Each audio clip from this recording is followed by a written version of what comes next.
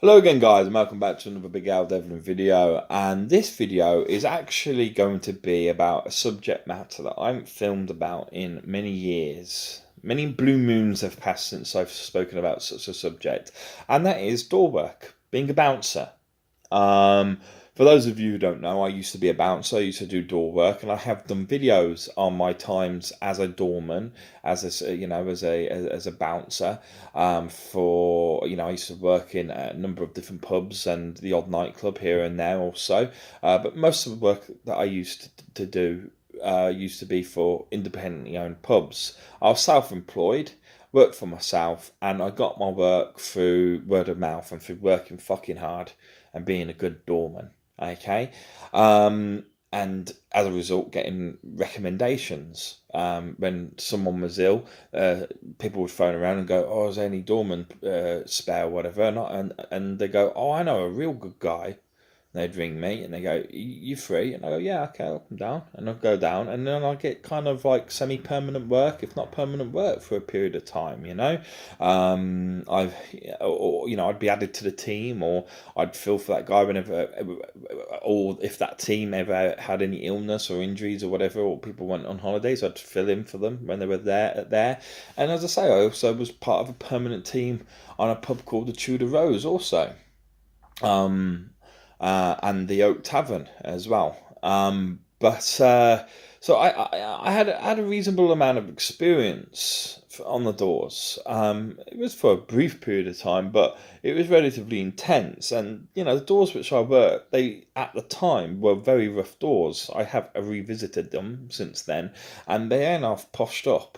Bloody hell! I tell you what, they've pushed them up right, good and proper. I think we did a good job, because in some ways you could argue one of the reasons we were employed, the doorman that I worked with, myself and the other doorman I worked with, but the reason we were employed by the people who employed us was because the doors where we worked were rough, and they needed rough doormen to deal with them and try and deter people coming back who shouldn't be out and about, so to speak. And so I, used to work at rough doors, and it's nice to see that the work we did worked. The place has been cleaned up real nice. It's nice for families. Families can go there and eat now and things like this, without worrying about people kicking off or glassing you or anything along those lines. Old fashioned sort of stuff like that. Which you don't really think exists still in England these days, but still very much does, or it used to, at least anyway. It still does exist because, of course, the reason I'm filming this video is some news for you guys, I suppose, is that I've potentially been given potential offers for work over here as a doorman again. Now I already work full time, so it's not something I'm particularly interested in. I got out of the life of being a doorman a long time ago. I look back at it with fond memories, but I also back at it as like going, "Nah, I don't really want that again. Really, it's a young man's game, and I'm still young, but I'm a lot older than I used to be, and I don't really want to be coming back with black eyes and damaged fists, or teeth marks in me, or glass wounds or anything along those lines. It's just, I don't want to put myself for that, and I don't want to put my girlfriend through it. But obviously the doors where I've been asked to go to are potentially friends of the family, and yes, slightly on the rough side, but at the end of the day, I'd have good support there. They wouldn't leave me like I used to have to do on some doors in the past. Where when I used to work on some of the doors in the past, it would just be like a one-man door. And these were on rough pubs, and you'd have a one-man door, especially on a Sunday, for example, when it's a bit quieter. But just because it's Sunday doesn't mean it doesn't kick off, and you'd be on your own. And the number of times you end up in certain experiences, which I will reminisce about, because I'm intending to do a reminiscent series for my bouncers series, where I talk about stories that I may have forgotten to tell you about back in the day, so to speak. Sound like an old man, but stuff that I may not have told you about, and and how I handled the situation, whether it was right or wrong, because now I'll be looking at it and sort of assessing, was that the right thing to do or was it the wrong thing to do, so on and so forth. And you can do the same, if you're a doorman, you can look and go, oh, I would have done this. Or if you're a potential doorman and you're looking to get on the doors, you could go, yeah, I would do that. Or no, I wouldn't want to be in that situation. Perhaps I would have done this. Or, oh shit, is that really what doors are like? Is that what you have to do? Okay, maybe this is not the job for me, So this series really is me going to be looking back, reminiscing about the doors to some extent. I'll be telling you some stories again. I'll be going over old stories, but what I'll be mostly focusing and what I'll be doing as well. I mean, I'll be straight with you. What was the inspiration for this video series? The inspiration was because I was asked to do doors again, and there's a big part of me that is thinking, I want to do it. I want to go back and do a little bit of door work, be a nice little bit of extra money, regular money coming in every week, even if I just do a Friday or Saturday night, or both Friday and Saturday night, just a couple of nights a week. It doesn't have to be much. I already have an income. So to further supplement it means that I'll be saving. It'll be nice. It'd be nice to have a sort of nest egg sort of put away, It'd be nice to be able to do that kind of thing.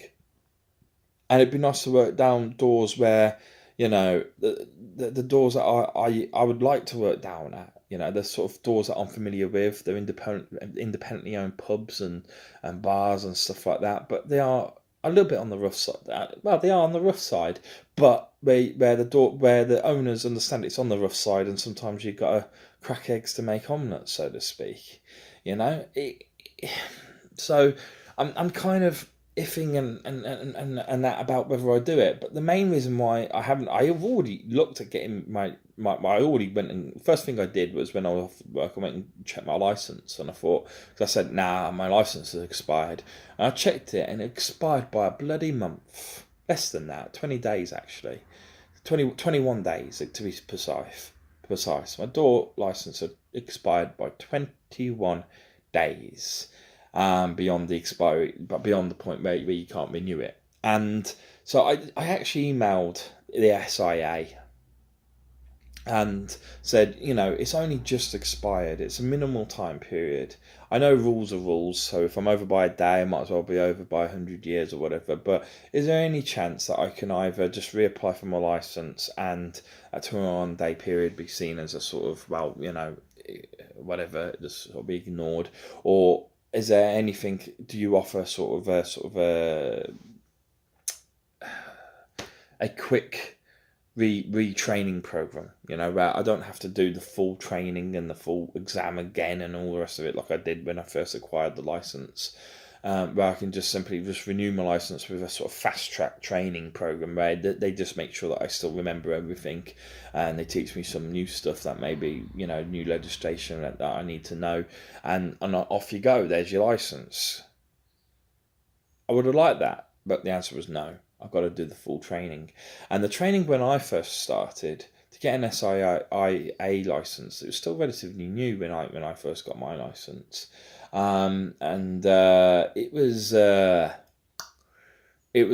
full weekend, a Friday, a full Friday, 8 till 6, whatever time I think it was, 8 till 6 on a Friday, 8 till 6 on a Sunday, and 8 till 6 on a Sunday. But that included your exam as well. So for 3 days, intense days, yes, but 3 intense days, you could, in the weekend, so if you're working, didn't matter, in the weekend, go and get yourself an SIA license and qualification, sit the exam, hopefully pass, and as a result be able to apply and get your license. You had to pay for it all. It was expensive. It cost total of, with training, 500 quid, roughly, and that was a lot of money, especially when you're doing it because you haven't got work or you haven't got a job or whatever at the time. And I look at it now, and it's basically the same sort of cost, but from what I understand, the training that you've got to go through lasts a week. Now I'll have to double check that, and I'll shop around. I'll have a look around to see, what you need to do. But if it's a week's training, I just can't see it happening. I have full-time work at the moment, and I can't take a week off for holidays, not alone for for getting a license so that I can do another job, on a second job. I can't do it. If I As I say, because I'm self-employed, so I don't get paid holiday pay. If I don't work, I don't make money, and if I don't make money, I don't eat. It's as simple as that, isn't it? So I'm looking at it and I'm thinking, well, I can afford the fees, I can afford the training. I don't mind. I mean, if all it was the renewal fees, yeah, 250 quid or whatever it was, yeah, I would have paid it instantly there and then, got my license and got the job, or at least be in a position where I could do the job when the guy needs me. I like that relaxed atmosphere where perhaps you don't even have to work every weekend, just as and when. But the reason, as I say, why I'm doing this video is there's two reasons. Three reasons. One, I'll be reminiscing. I'll be telling you stories that I might have forgotten or I've already told you, but I'll be telling it in a slightly different way because, of course, I'm a lot better at speaking now than I used to be back in the old days. I'm a lot more confident here on YouTube. Secondly, on top of that, I'll be one of the main focuses I'll be doing is going back into my old videos and looking at comments that people have made and sort of giving you live responses to those comments, or even reading to you the responses that I made at the time and what I'd say now. There has been so many derogatory comments made towards me as a doorman and as an individual. It is amazing. There are so many arrogant, cocky, motherfucking, arrogant, nasty little twats out there you cannot imagine. They are horrible little shits which would crap themselves if they stood in front of me. They think they're hard and they act hard, but I bet, as I say, if they were in front of you, they wouldn't boo to a goose, and if they did, it'd be the last thing they did anyway. I mean, fuck me, I'd crush them probably. And if I didn't, I don't care. I'm not in this game to be hard or pretend to be hard or to be labelled myself as being hard. I'm not. I wouldn't. I was never in the doors to do that. I was in it to make money, to pay my rent.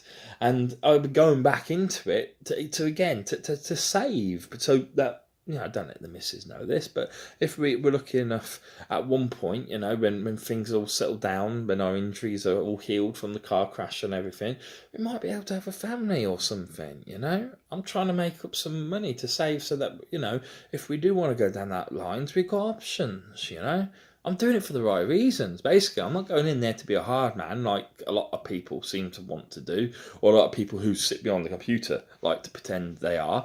I mean, the comments I get, they're hilarious at times. You want to burst out laughing. And these are doormen. It feels like I'm talking to drunk punters who want to have it off with you. Fuck off, mate. I ain't fucking fighting you, and I can't fight you anyway. There's a computer screen between us.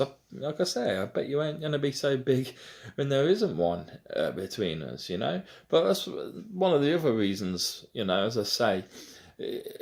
One of the things I'll be doing in the series is reminiscing, others going over comments and stuff and telling you new stories and all this of it. And also is because there may be a possibility that I'll be back on the doors again. It'd be a nice sort of way of introducing a new Bouncer series here on YouTube. And dealing with the twats. But I wouldn't hold your breath on that, guys. If you're looking for me to do a new Bouncer series, don't hold your breath. I don't want to disappoint you guys, basically. I'm a man, when he makes his promises, he keeps them. And I can't promise to you that I will be doing another Bouncer series because I'm not 100% committed at the moment to getting my license renewed. I'm giving it a lot of thought and a lot of, thinking over. Perhaps you should put into the comments what you think. Should I go for it or shouldn't I? I'm not that bothered. I don't need the money, but it would speed things up. It would make things easier, as I say, in a couple of years' time, maybe, or 3 years' time, when you start considering that kind of stuff. At least we have more options. We'd have options anyway, but we'd have a few more options.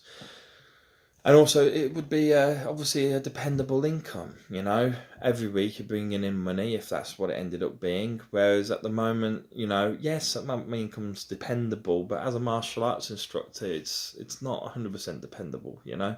If clients could go on holidays and I might end up with a week with no fucking earnings, you know. Luckily, I've got a clientele base that's big enough where it doesn't really matter anymore. But at the same time, as I say, it would be nice to have a second income just to add that extra dependability, which you need if you start thinking about those things, you know. I'm a man of responsibilities, you know. I like to have responsibilities and I like to add to them, you know. But I take my responsibilities seriously, is what I'm trying to say. And being able to do door work would allow me to take those responsibilities that somewhat more seriously and see them as being potentially more realistic, with a second income coming in. Anyway, guys, just a video just to spark your thoughts, and just a video just to kind of give you a rough idea that, you know, door work may be coming and a new Bowser series may be coming. There will be a new Bowser series coming where I talk about comments, but hopefully maybe some fresh experiences also at one point. I don't know. We'll see. See you soon. Bye bye.